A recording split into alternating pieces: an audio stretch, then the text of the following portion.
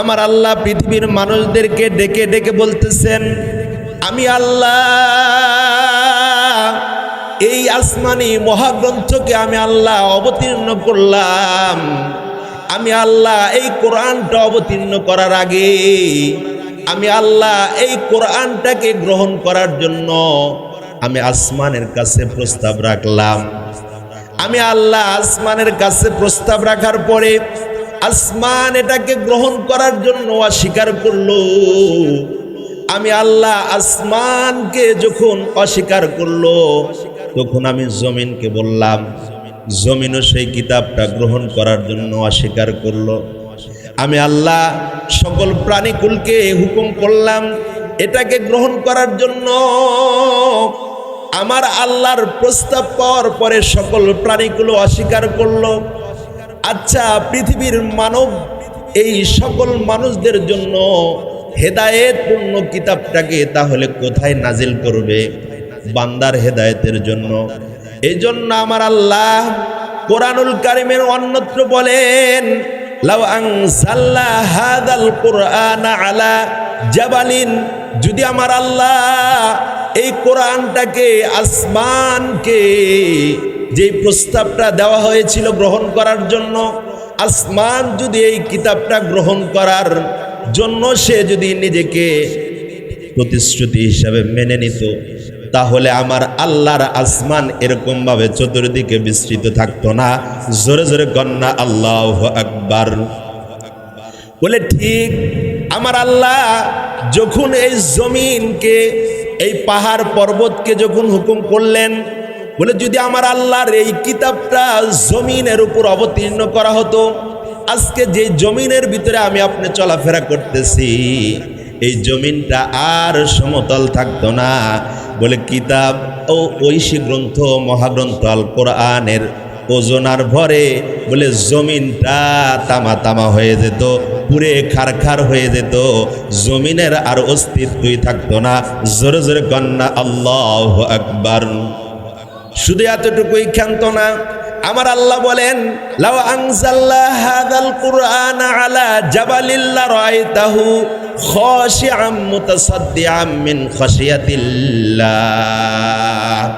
আমি আল্লাহ যদি আসমান অথবা জমিন অথবা পাহাড়ের উপর অবতীর্ণ করতাম অথবা প্রাণীকুলের উপর অবতীর্ণ করতাম, তাহলে আমার আল্লাহর ঐশী গ্রন্থ নূর প্রদত্ত কিতাবটা যা যেই বা গ্রহণ করত, বলে এই কিতাবটা গ্রহণ করার ফলে বলে আমার আল্লাহর নূর প্রদত্ত কিতাবটার ভরে সব কিছুই চূর্ণ বিচীর্ণ হয়ে যেত। জোরে জোরে কন্যা আল্লাহু আকবার। শুধু এতটুকুই ক্ষান্ত না, আমার আল্লাহ বলেন, আমি আল্লাহ এই কিতাবটাকে আসমানের উপর অবতীর্ণ করলাম না, জমিনের উপর অবতীর্ণ করলাম না, আমি আল্লাহ প্রাণীকুলের উপর অবতীর্ণ করলাম না। আমি আল্লাহ একমাত্র মানব জাতি, মানুষের যেই মানুষটাকে অত্যন্ত নরম মাটি দ্বারা সৃষ্টি করলাম, আকৃতির দিক দিয়ে ছোট, শক্তির দিক দিয়ে তুচ্ছ, বলে অত্যন্ত নরম কাদা যুক্ত মাটি দিয়ে, বীর্যর এক ফোঁটা নাপাক পানি দিয়ে তাকে আমি বানাইলাম। বলে আমি আল্লাহ তাদেরকে বানানোর পর এই কিতাবটা যখন তারা গ্রহণ করলো, এই কিতাব গ্রহণ করেছে, কিন্তু এই কিতাবের মর্মার্থ পর্যন্ত তারা বুঝতে পারেনি। জোরে জোরে কন্যা সুবহানাল্লাহ বলে। এই জন্য আমার আল্লাহ বলেন, আল্লাহ নিজেই বলতেছেন, লাউ আনজালনা, যদি আমি অবতীর্ণ করতাম, লাউ আনজালনা হাযাল কুরআনা আলা জাবালিন, যদি আমি আল্লাহ এই কোরআনটাকে আসমানের উপর অথবা জমিনের উপর অথবা পাহাড়ের উপর অবতীর্ণ করতাম, তাহলে লারাআইতাহু খাশিআম মুতাসাদ্দিআম মিন খাশিয়াতিল্লাহ, আল্লাহ প্রদত্ত নূরের ভরে বলে সব কিছু চূর্ণ বিচীর্ণ হয়ে বিলীন হয়ে যেত। জোরে জোরে কন্যা সুবহানাল্লাহ বলে। লারাআইতাহু খাশিআম মুতাসাদ্দিআম মিন খাশিয়াতিল্লাহ ওয়া তিলকাল আমসালু নাদরিবুহা লিন্নাস। আমি আল্লাহ পৃথিবীর ভিতরে মানবকুলের, আমি আল্লাহ পৃথিবীবাসীর জন্য নজির স্থাপন করলাম। জোরে জোরে কন্যা সুবহানাল্লাহ। বলে দেখেন আমার আল্লাহ কোরআনুল কারিমের ভিতরে বলেন ইন্নাহু কানা যালুমান জাহুলা। যেই কিতাবটা তারা গ্রহণ করেছে এই কিতাব সম্পর্কে তারা একবারে অজ্ঞ। এটা এত বড় ওজনশীল, এত বড় পাওয়ারফুল কিতাব, এই কিতাবটার ব্যাপারে যদি তারা আগে জানতো তাহলে তারাও সব কিছুর ন্যায় তারাও এটাকে গ্রহণ করত, অস্বীকার করত। জোরে জোরে কন্যা আল্লাহু আকবার। শুধু এতটুকুই ক্ষান্ত না, আমার আল্লাহ কোরআনটাকে মানুষের কলবের উপর কেন অবতীর্ণ করলেন? আমার আল্লাহ বলেন এটা যেন পৃথিবীবাসী নজির হিসাবে বুঝতে পারে যে আমি আল্লাহ শক্তির দিক দিয়ে পাহাড়ের উপর অবতীর্ণ করলাম না, জমিনের উপর অবতীর্ণ করলাম না, আমি আল্লাহ বলে ফেরেশতাদের উপর অবতীর্ণ করলাম না, মানুষের উপর অবতীর্ণ করলাম। কারণ আমি আল্লাহ মানুষের ভিতরে সব গুণ দিয়ে সকল শ্রেষ্ঠত্ব দিয়ে শ্রেষ্ঠ মানুষ হিসেবে পৃথিবীর ভিতরে প্রেরণ করলাম। জোরে জোরে কন্যা সুবহানাল্লাহ। এই জন্য আমার আল্লাহ বলেন যেই কিতাবটা এই পৃথিবীবাসী গ্রহণ করলো, এই কিতাবটা এত বড়, এত মর্মাত্মক, যেই কিতাবটা আমার আল্লাহ বলেন মানুষ গ্রহণ করেছে, এই গ্রহণ করা কিতাব সম্পর্কে জানে না। ও ভাই, আমার ছেলে যদি ইঞ্জিনিয়ার হয়, আমার ছেলে যদি পুলিশের এসআই হয়, ও ভাই আমার সন্তান যদি বিশাল বড় ম্যাজিস্ট্রেট হয়, চিফ জাস্টিস বিচারক হয়, আমি আপনি সমাজের ভিতরে যেরকম বরত্ব প্রকাশ করি, হাই রে আমার সন্তান বিচারক, আমার সন্তান আর্মি, আমার সন্তান ব্যারিস্টার, আমার সন্তান উকিল, কিন্তু মুসলমান এটা জানে না যে কোরআন ব্যতীত কোনো মানুষ স্বয়ং সম্পূর্ণ হতে পারে না। জোরে জোরে কোন কথা ঠিক কিনা? আমার আল্লাহ পৃথিবীবাসীর জন্য যেই হেদায়েতপূর্ণ কিতাবটা দিলেন, এই কিতাবটা ব্যারিস্টারের ফখর করতে পারে, পুলিশের ফখর করতে পারে, ইঞ্জিনিয়ারিং হওয়ার কারণে ফখর করতে পারে। কিন্তু আমার আল্লাহ বলেন না না না, এগুলো ফখর হওয়ার কোনো জিনিস নয়, কারণ আমি আল্লাহ সব কিছুকে বিলীন করে দিব। কিন্তু এই কোরআনটা বান্দা যেরকম দুনিয়াতে পেয়েছে, কবরেও পাবে, হাসরেও পাবে, জান্নাত পর্যন্ত পৌঁছায়া দেওয়ার জন্য আমার আল্লাহর কোরআনটা তার সঙ্গী হয়ে যাবে। জোরে জোরে কোন সুবহানাল্লাহ। শুধু এতটুকুই ক্ষান্ত না, আমার আল্লাহ বলেন কোরআনুল কারীমের অন্যত্র বলেন কুল হাল ইয়াস্তাবিল্লাযীনা ইয়ালামুনা ওয়াল্লাযীনা লা ইয়ালামুন। আমার আল্লাহ বলেন দুনিয়াতে তুমি চিফ জাস্টিস বিচারক হইলা, দুনিয়াতে তুমি ওকিল ব্যারিস্টার হইলা, দুনিয়ার ভিতরে তুমি পুলিশ অফিসার হইলা, কিন্তু না না না, তোমার শিক্ষা এখনো পরিপূর্ণ হয় নাই, তোমার শিক্ষার ভিতরে এখনো ঘাটতি আছে। ও ভাই, দুনিয়ার ভিতরে ইঞ্জিনিয়ার হলে আমি আপনি গৌরব করে বলি আমার সন্তান ইঞ্জিনিয়ার, দুনিয়ার ভিতরে টাকা পয়সার মালিক হলে আমি বলি আমার সন্তান এত বড় চিফ জাস্টিস বিচারক। কিন্তু আমার আল্লাহ বলেন না না, এই কোরআন যারা শিখলো না তারা কোনো ধরনের ফখর গৌরব করতে পারে না। জোরে জোরে কন্যা আল্লাহু আকবার। আমার আল্লাহ বলেন যারা কোরআন শিখলো, যারা দুনিয়াতে শিখাইলো, এই মানুষগুলোই হলো দুনিয়ার ভিতরে শ্রেষ্ঠ, কবরের ভিতরে শ্রেষ্ঠ, হাসরের জমিনে শ্রেষ্ঠ। এই মানুষগুলো শ্রেষ্ঠ হওয়ার কারণে আল্লাহর শ্রেষ্ঠ আদালতের দ্বারা শ্রেষ্ঠ স্থান জান্নাতের মালিক হয়ে যাবে। জোরে জোরে কোন সুবহানাল্লাহ।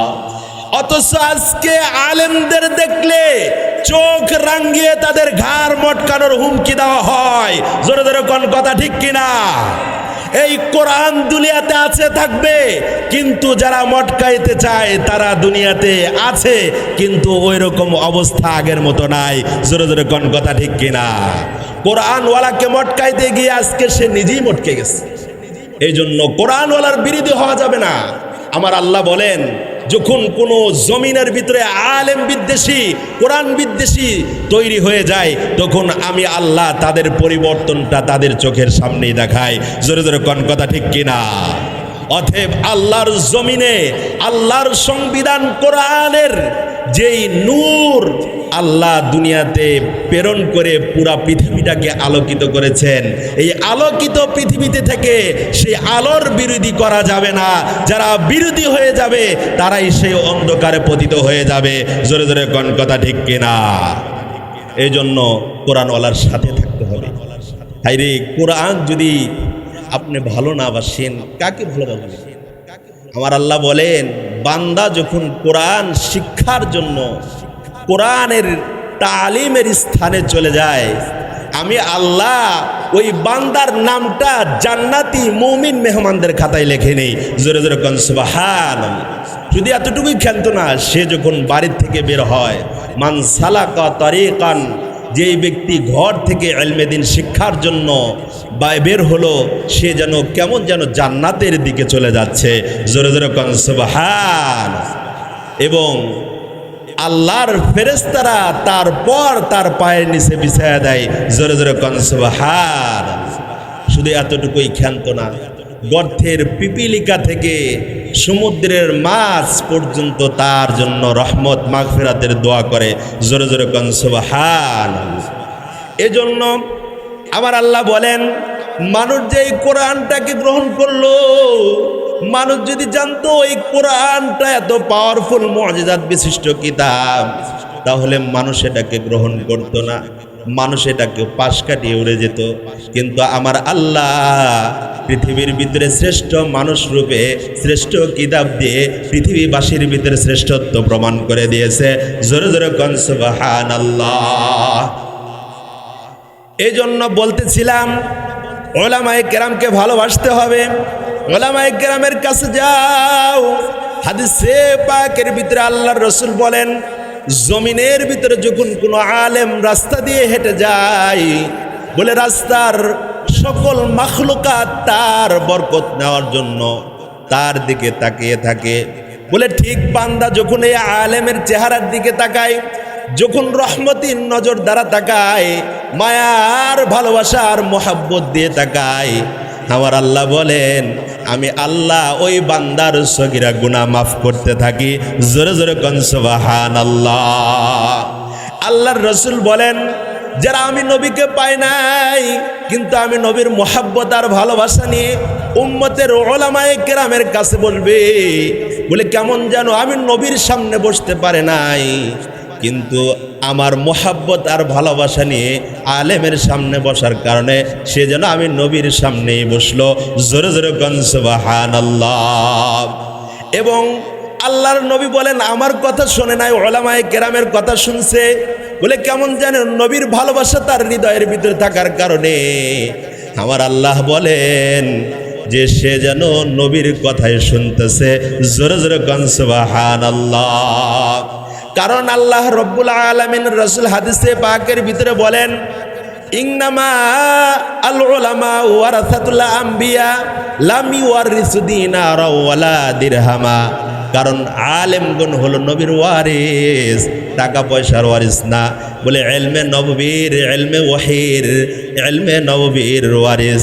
এই জন্য এই উলামায়ে কেরামের দাম, শান, মর্যাদা আমার আল্লাহ বাড়ায় দিয়েছেন।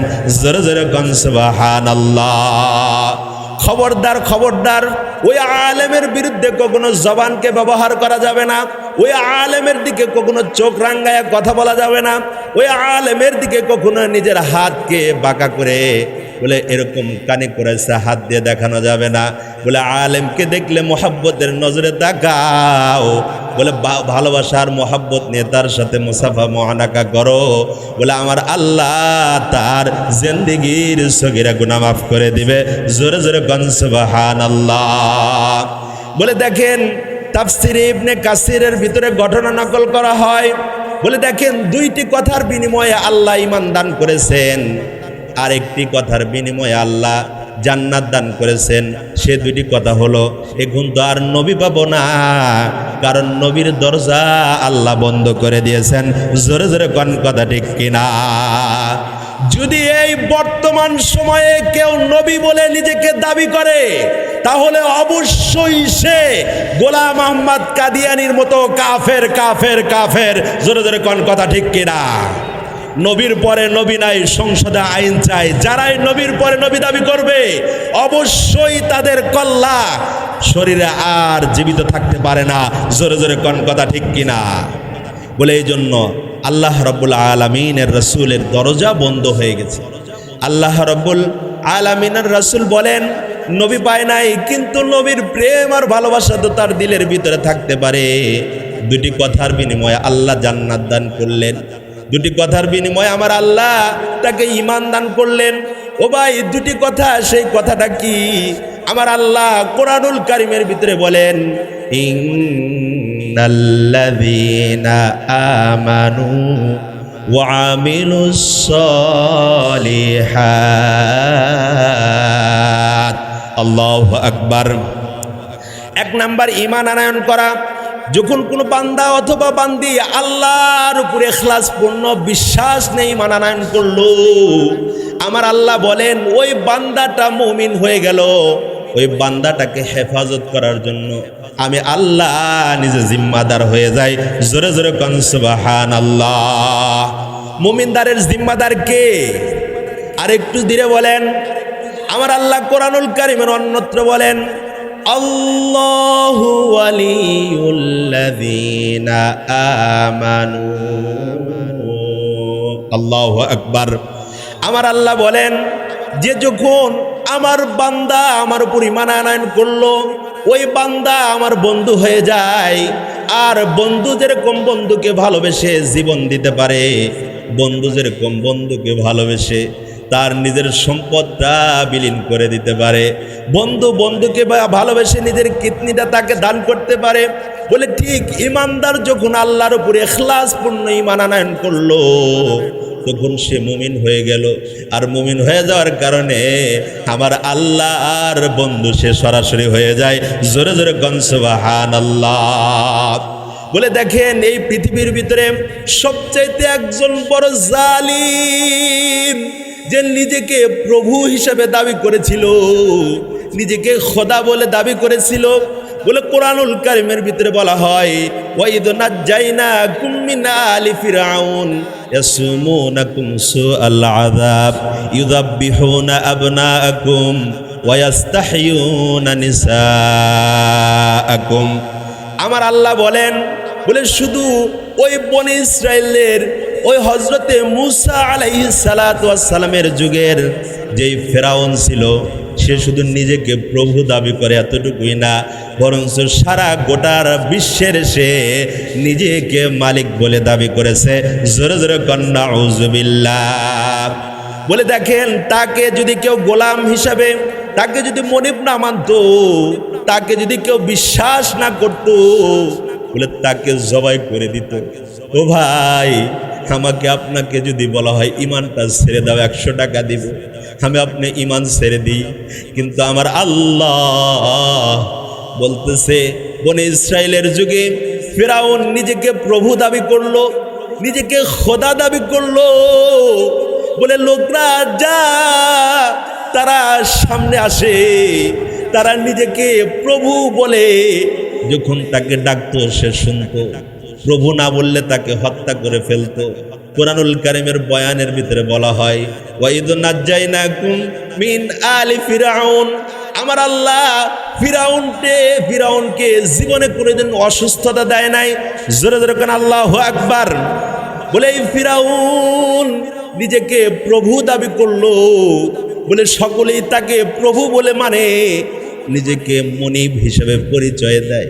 হাত্তাকে নিজের রাজ দরবারের সকল দাসীরা, সকল কর্মচারীরা, সকল প্রজারা তাকে আল্লাহ বলে মেনে নিছে। জোরে জোরে কন্না আউযুবিল্লাহ। বলে ফিরআউন নিজেকে প্রভু বলে দাবি করার কারণে ফিরআউনকে প্রভু যারা মানে না তাদেরকে হত্যা করে ফেলে। তাফসিরের কিতাবের ভিতরে বর্ণনা করা হয়, বলে ফিরআউন একদিনে 40,000 লোককে জবাই করে একসাথে কোরবানি করে দিছে। জোরে জোরে কন্না আউযুবিল্লাহ। বলে কেন? একমাত্র ঈমানের কারণে।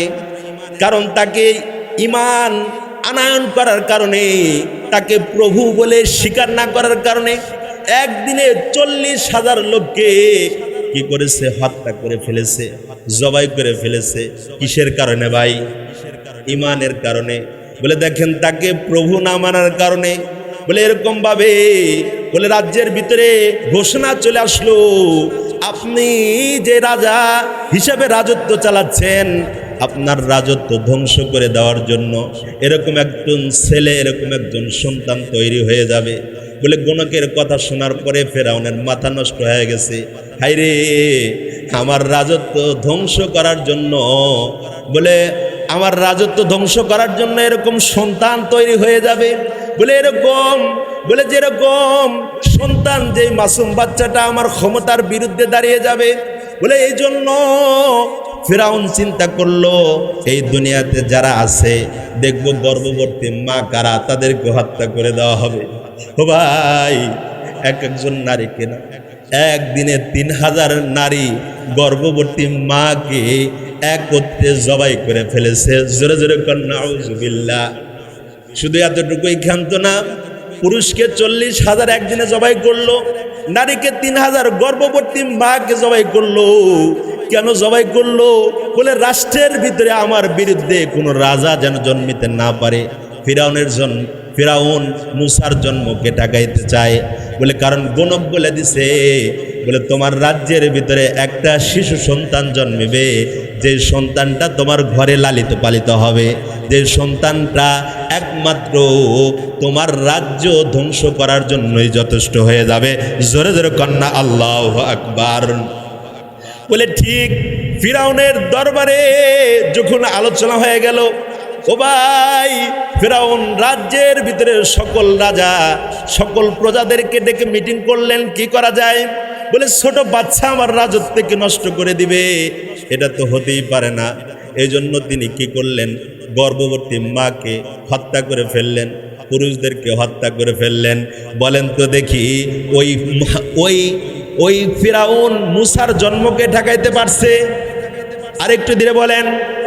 বলে কারণ সে মুসাকে যদি সে দুনিয়াতে আসতে দিবে না, কিন্তু আমার আল্লাহ কিভাবে নিয়ে আসতে হয় এটা আমার আল্লাহর জানা আছে কিনা বলেন। এই জন্য আমার আল্লাহ ফিরাউনকে যখন ছেড়ে দিয়েছে, দেখতেছে আল্লাহ কি করে।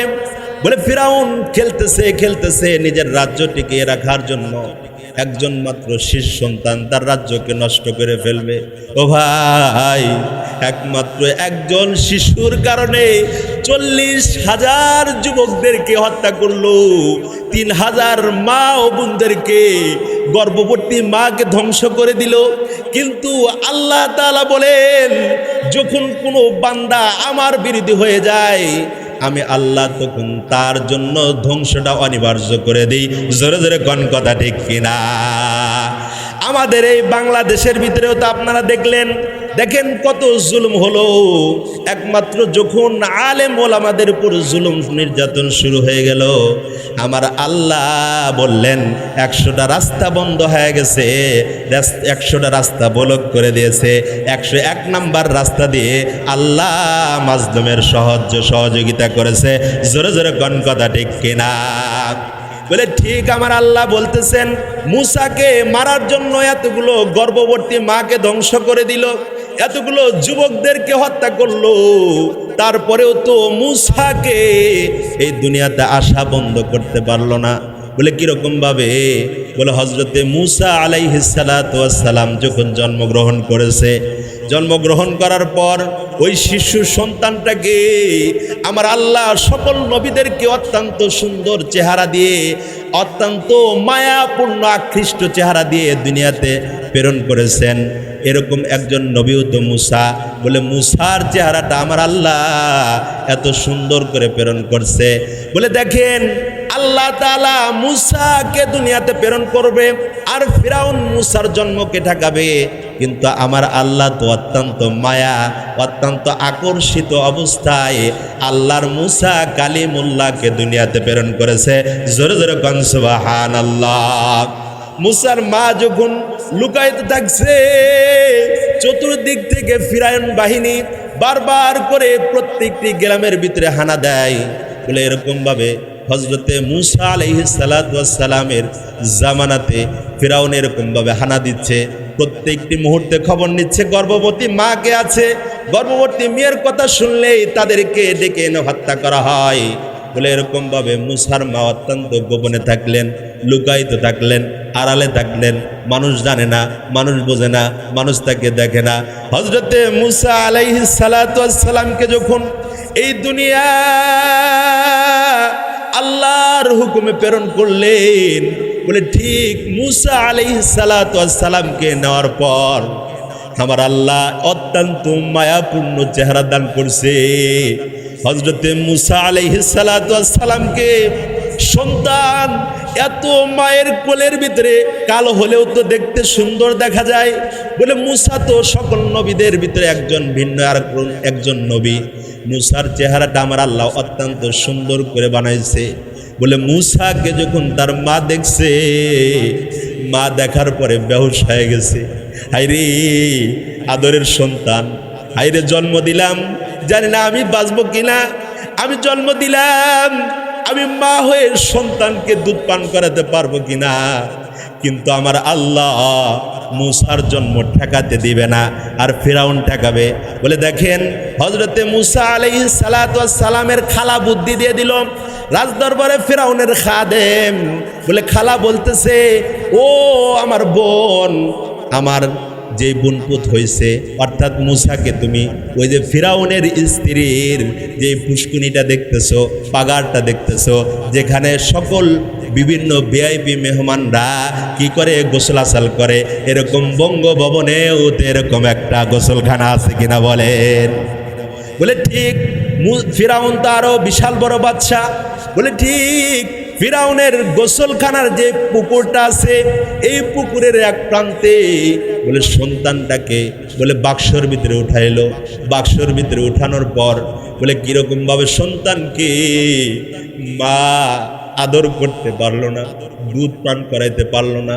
বলে মা যখন ওই বাক্সর ভিতরে উঠায়া আল্লাহ বলে দিছেন মুসাকে আমি দুনিয়াতে প্রেরণ করব, দুনিয়ার কোনো পরাশক্তি হককে কখনো নিস্তেনাবুদ করতে পারবে না।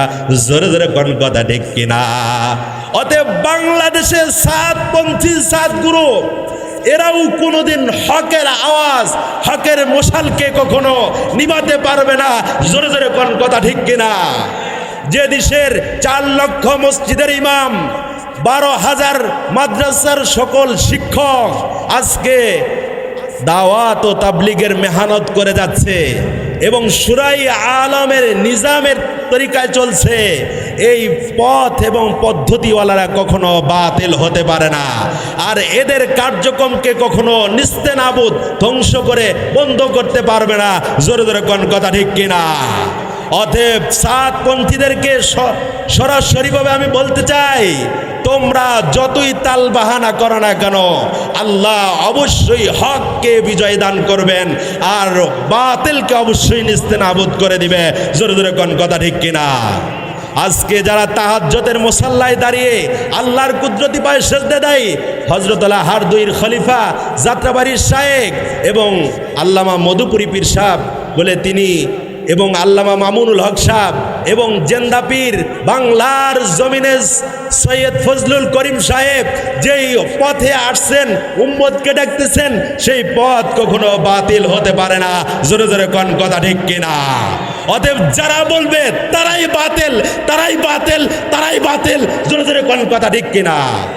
অতএব হককে কখনো নিস্তেনাবুদ করা যাবে না, বরঞ্চ হক পৃথিবীর ভিতরে মোমবাতি যেরকম জ্বলতে জ্বলতে পুরা অন্ধকারটাকে আলোকিত করে দেয়, ঠিক এই বাতিল পন্থীদের বিভিন্ন সময় যত আখড়ায় আসুক না কেন, সেই আখড়াকে আমরা ধ্বংস করে দিয়ে আল্লাহর এই জমিনে আল্লাহর সঠিক দিনকে বাস্তবায়ন করার জন্য আমরা কখনো মাঠ থেকে খালি হাতে ফিরে যাব না। জোরে জোরে কোন কথা ঠিক কিনা? এবার যে কথাটা বলতেছিলাম, হযরতে মুসা আলাইহিস সালাতু ওয়াস সালামকে ওই পানির ভিতরে বাসায় দিছে। বলে হযরতে মুসা আলাইহিস সালাতু ওয়াস সালামকে দেখে ফিরাউনের স্ত্রী বিবি আসিয়া বলতেছে, ও স্বামী, কোনোদিন তো কোনো কিছু তোমার কাছে চাই নাই, আজকে আমার একটা চাওয়া। ও আমার প্রাণপ্রিয় স্বামী, আমার কাছে আপনার কোনো কথা, আপনার কোনো চাওয়া আপনি আমাকে করতে বলেন নাই। কিন্তু আমি আজকে নিজের থেকে একটা চাওয়া চাই, সেটা হলো এই সন্তানটাকে আমি লালন পালন করতে চাই। জোরে জোরে কোন সুবহানাল্লাহ। কারণ নবী দুনিয়াতে আসবে না, নবীর দরজা বন্ধ। বলে হযরতে মূসা আলাইহিস সালাতু ওয়াস সালামকে হযরতে আসিয়া আলাইহিস সালাতু ওয়াস সালাম যখন দেখছে, দেখা তার ভালো লাগছে। দুইটা কথা বলেছেন, একটা হলো বলছে মূসাকে দেখে আমার ভালো লাগছে, আমি মূসাকে ভালোবাসি। দুই নাম্বার কথা, একটা হলো ভালো লাগছে, আর একটা আমি মূসাকে ভালোবাসি। এই দুইটা কথা বলার কারণে, প্রথম কথার কারণে আল্লাহ ঈমান দান করেছে, আর দ্বিতীয় কথা বলার কারণে আমার আল্লাহ তার জন্য জান্নাত আবশ্যক করে দিয়েছে। জোরে জোরে কোন সুবহানাল্লাহ। শুধু এতটুকুই ক্ষান্ত না, এই জন্য তাফসিরের কিতাবের ভিতরে লেখা হয়, কোনো মানুষ যদি বলে আলেম দেখলে আমার ভালো লাগে, আলেমকে আমি ভালোবাসি, এই কথা বললে তাফসিরের কিতাবের ভিতরে লেখা হয় তার মৃত্যুটা ইমানে হালত হয়ে যাবে। জোরে জোরে কোন সুবহানাল্লাহ। তাহলে কখনো ইসলাম বিদ্বেষী, আলেম বিদ্বেষী হওয়া যাবে না। আর দ্বিতীয় আর একটা বিষয়, সেটা হলো যে এই পৃথিবীতে কোরআন শিক্ষা দেওয়ার কারণে, আমার দ্বিতীয় যে মজমুনটা, সেই কোরআন শিক্ষার কারণে কবরের ভিতরে কি হয়, সেটা হলো হযরতে মালিক ইবনে দিনার রহমাতুল্লাহি আলাইহি বলেন, বলে আমি প্রত্যেক দিন বাড়িতে যাওয়ার সময় রাস্তায় যখন পথ চলা শুরু করতাম, পাশে দিয়ে একটা কবর দেখা যাইতো। ওই কবরের ভিতরে গিয়ে, কবরের পাশে গিয়ে আমি সূরাতুল ফাতিহা পড়তাম, সূরা ইখলাস 3 বার তেলাওয়াত করতাম। বলে আমি ওই ইসালে সব করে বাড়িতে চলে যাইতাম। সকালে একবার করতাম, বিকেলে আর একবার করতাম, দৈনিক আমি 2 বার করে করতাম। ঘটনাক্রমে যেদিন আমি সব রেসানি করি, ইসালে সব করি, মোরাকাবা করে দেখি আমার আমলটা কবুল হয়েছে কিনা। হযরতে মালিক ইবনে দিনার রহমাতুল্লাহি আলাইহি বলেন, আমি প্রত্যেক দিন সব রেসানি করি, সবাই আমার সবটা ভাগ বন্টন করে নিয়ে যায় কবরের ভিতরে মুর্দাবাসীরা। কিন্তু ঘটনাক্রমে হযরতে মালিক ইবনে দিনার রহমাতুল্লাহি আলাইহি একজন মাকে দেখে, তার সব রেসানি সে গ্রহণ করে না, সে তার সবটাকে কবুল করে না। হযরতে মালিক ইবনে দিনার বলে তিনি কি করছেন, মোরাকাবায় চলে গেছেন। ওই মাকে বলতেছে, ও মা, এই কবরবাসীর জন্য সব রেসানি করে সবাই নাই, কিন্তু তুমি কেন নেও না? ঘটনাক্রমে তুমি আজকে কেন নিলা? হযরতে মালিক ইবনে দিনার রহমাতুল্লাহি আলাইহি বলে, প্রত্যেক দিন যে সব রেসানি করছেন, এই সব আমার নেওয়ার প্রয়োজন ছিল না, কারণ আমার সন্তান সকালে সূরা ইয়াসিন পড়তো, বিকেলে সূরা ওয়াকিয়া পড়তো, আর ঘুমের ঘরে যখন যাইতো সে জিকির আজকার তওবা করে শুইতো। আমি মার জন্য দোয়া করতো, যার ফলে আমার কবরের ভিতরে আল্লাহ শুধু সুখ আর শান্তি দান করে। জোরে জোরে কোন সুবহানাল্লাহ। ঘটনাক্রমে আজকে যে আমি সবটা গ্রহণ করলাম, বলে কেননা আমার সন্তান এই দুনিয়ার থেকে সবে মাত্র গতকালকে ইন্তেকাল করে, সে সব রেসানি করতে পারে না, সকালে সূরা ইয়াসিনের আমল করতে পারে না, বিকালে সূরা ওয়াকিয়ার আমল করতে পারে না। যার ফলে আমি মা তোমার সব রেসানি করার জন্য, তুমি যে সব রেসানি করো এটা গ্রহণ করার জন্য সকল মুর্দাদের সাথে লাইনে দাঁড়িয়ে যায়। জোরে জোরে কন্যা সুবহানাল্লাহ। তাহলে এখান থেকে আমি বোঝাতে চাচ্ছি, দেখেন আল্লাহর রাসূল হাদিসে পাকের ভিতরে বলছে, কুন আলিমান আও মুতাআল্লিমান আও মুঈনান আও মুহিব্বান। তুমি হয়তো বা আলেম হও, আলেম হতে পারলা না, আলেমের ছাত্র হও, আলেমের ছাত্র যদি হতে না পারো, আও মুঈনান, আলেমকে সহযোগিতা করো, অথবা আলেম যে ফ্যাক্টরিতে তৈরি হয় সেই ফ্যাক্টরিতে তুমি কি করো, সহযোগিতা করো, আও মুস্তামিআন, অথবা আলেমের কথা শোনো। তাহলে তুমি আল্লাহর দয়া, আল্লাহর কৃপায় সরাসরি দুনিয়াতে সফল হতে পারবে, আখিরাতে সফল হয়ে মালিকের জান্নাতে যেতে পারবে। জোরে জোরে কোন সুবহানাল্লাহ। দ্বিতীয় হাদিসের ভিতরে বলেন, আল কোরআন হুজ্জাতুল লাকা ওয়া আলাইক। বলে কোরআনটা কার জন্য দলিল হিসাবে দাঁড়িয়ে যাবে, এই মানুষটা মুমিন ছিল, আবার কোরআন কারো বিরোধী হয়ে দাঁড়িয়ে যাবে, বলবে এই লোকটা নাফরমান জালেম ছিল, আল্লাহ আপনি একে শাস্তি দিয়ে দেন, আল্লাহ আপনি একে গ্রেফতার করেন।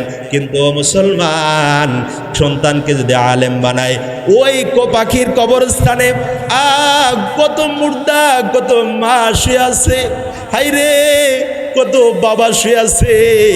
আজকে শীতকে নিবারণ করার জন্য কত কাপড় পরিধান করি, কিন্তু যে মাকে কবরে রাখলাম, যে মাকে কবরে রাখলাম, সে মাকে শীতের একটা কাপড় দিতে পারলাম না, সেই মার জন্য ল্যাপের ব্যবস্থা করতে পারলাম না, সেই বাবার জন্য বলে ভালো কাপড় ব্যবস্থা করতে পারলাম না। অথচ দুনিয়ার শীত নিবারণ করার জন্য কত ব্যবস্থাপনা বৎসর করে থাকি, কিন্তু ওই মা কবরে শুয়ে আছে, বাবা কবরের ভিতরে শুয়ে আছে। তাহলে মার বাবা কবরের ভিতরে এই শীতের দিনে কোন অবস্থাতে শুয়ে আছে? আল্লাহ তাআলা আমার আপনার মা বাবার কবরকে শান্তিদায়ক করুক, সকলেই বলেন আমিন। যদি সন্তানকে আলেম বানান তাহলে কবরের আযাব মাফ হবে। এই জন্যই মাদ্রাসাটার আশেপাশের এলাকা এবং আজকে আপনারা যারা আছেন, আপনার সন্তান, আপনার সন্ততি, আপনার ভাতিজা, আপনার ভাতিজিকে এই মাদ্রাসা অবশ্যই দিবেন কিনা? জোরে জোরে হাত তুলে বলেন। আমরা অবশ্যই সন্তানকে নাস্তিক বানাবো না। আল্লাহ তুমি মুমিন হিসাবে কবুল করে নাও, সকলেই বলেন আমিন।